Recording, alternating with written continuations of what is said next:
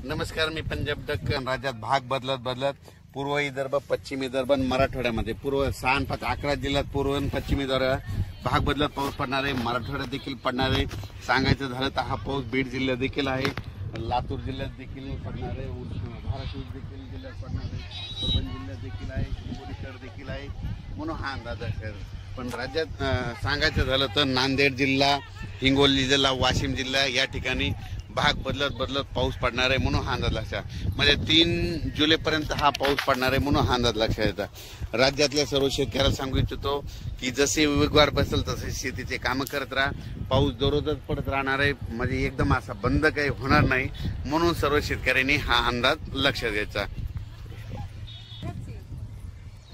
तर राज्यातल्या सर्व शेतकऱ्याला सांगू इच्छितो की बीड जिल्ह्यात काही भागात पडला, आज ह्या 2, 3, 4 जुलैपर्यंत तिकडे देखील काही भागात पाऊस पडत जाईल. त्याच्यानंतर नगर जिल्ह्यात देखील आज बऱ्याच ठिकाणी पाऊस पडत जाईल.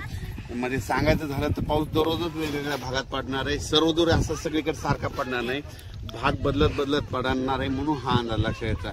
आणि त्याच्यानंतर 5, 6 जुलै 7 आणि 8च्या दरम्यान एकदा पावसाचं वातावरण राहणार आहे. पण सगळ्यात वरून राज्याची कृपा फक्त विदर्भावर जास्त, म्हणजे विदर्भात 6 5 11 जिल्ह्यामध्ये मात्र तिकडल्या भागामध्ये चांगला पाऊस पडणार आहे. म्हणजे हे सांगायचं झालं तर. आणि आपल्या मराठवाड्यामध्ये काय होणार की दररोज वेगवेगळ्या भागात दररोज भाग बदलत पडणार आहे, कोणाचं पीक काही जाणार नाही, म्हणून हा अंदाज लक्षात घ्यायचा.